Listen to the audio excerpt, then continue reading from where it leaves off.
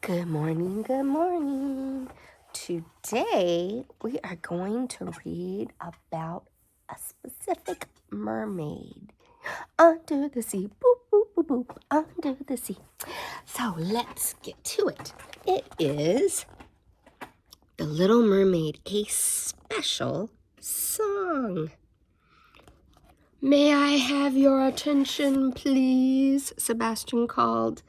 The crab tapped his baton on the podium.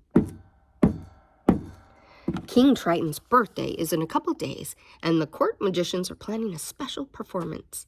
Triton's daughter Ariel will sing while the orchestra plays a brand new tune. Sebastian wanted the concert to be spectacular, but they still had a lot of work to do.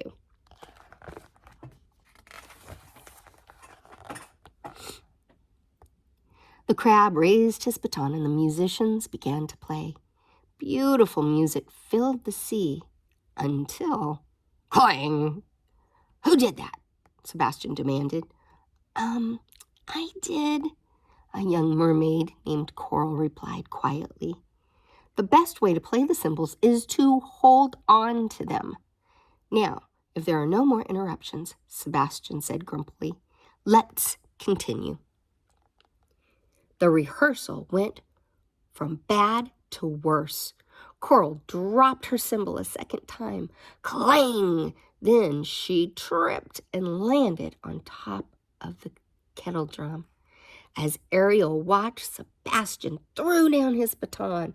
Rehearsal is over, the crab yelled and stormed off. Oh my, he is grumpy, huh?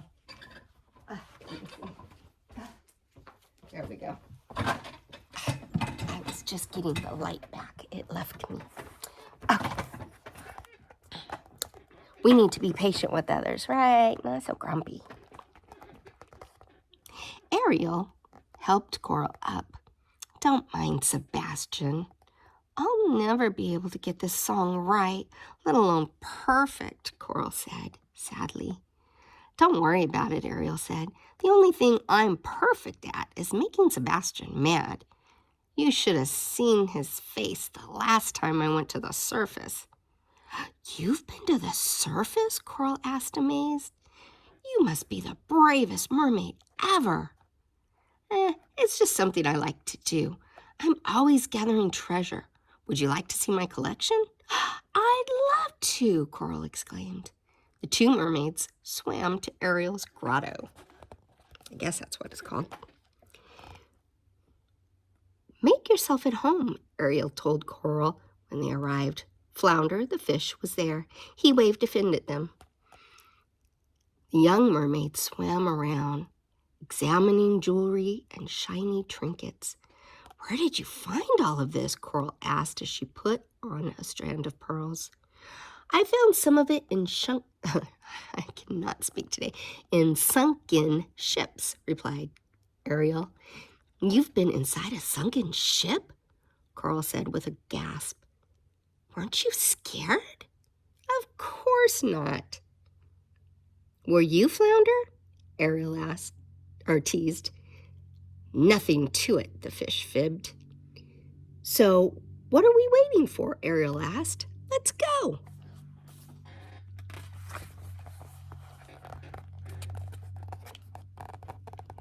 Coral and Flounder trailed behind Ariel.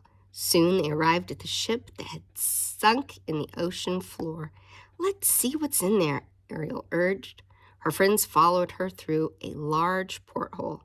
Inside the ship, Ariel found an old steamer trunk. Look at this, she cried, holding up a purple parasol. And this, Coral exclaimed, picking up a fancy lampshade.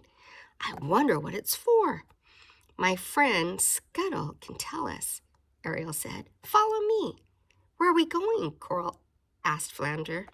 To the surface, he replied matter-of-factly. Ooh, look at all that.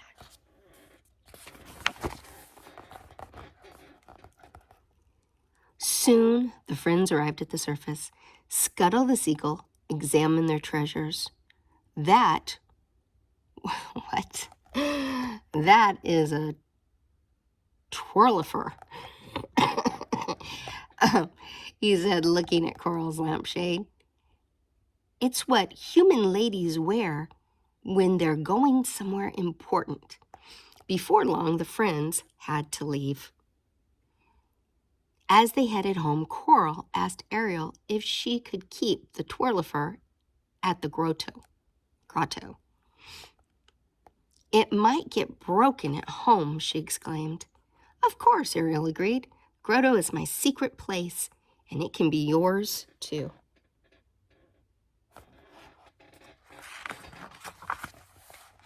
Grotto.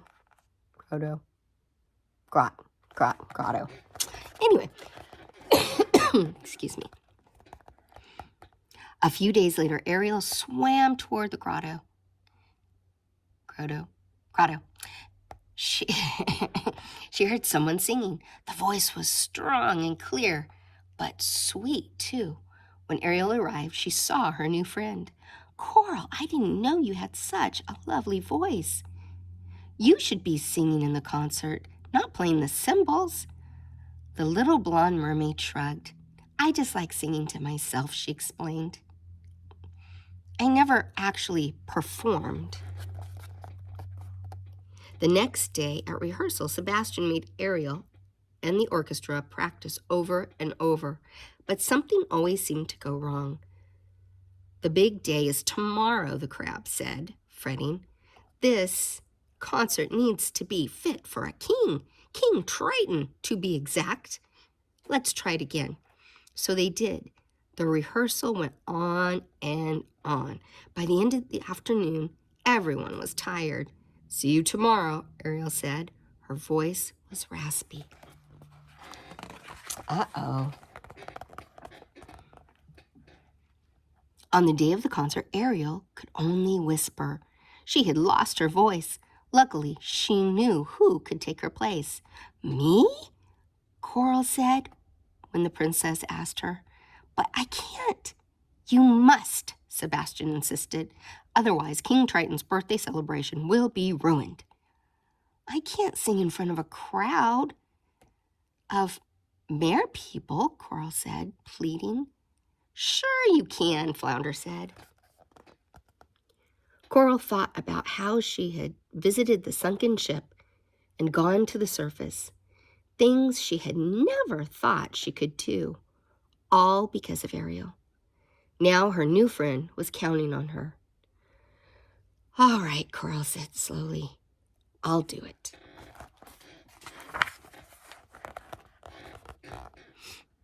That night, when Coral peeked out from backstage, she nearly fainted. The entire kingdom was there, including her parents and her brothers and sisters. Triton and Ariel sat in the royal box. When it was time, Coral took a deep breath and swam on stage. As the orchestra started playing, she sang softly. But as she went on, Coral's voice got louder and louder. Before she knew it, the concert was over, and the audience began to clap and cheer. Coral, said Sebastian, smiling, you can give away your cymbals. From now on, you're going to be a singer.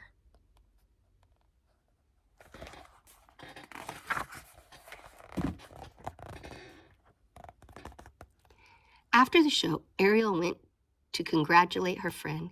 She found Coral with her family. I didn't know you could sing like that, one of Coral's sisters exclaimed. No one ever would have known if it wasn't for Ariel, replied Coral. She believed in me. Ariel still couldn't speak, but she gave Coral a big hug. It had been a wonderful evening. Sometimes we have talents that we don't even recognize, right? And we're not willing to admit because we don't think that we can do things. But others have to draw it out of us, huh? Always be willing to try new things. Be brave, just like she was. And you'll be amazed at what you can do. I love you.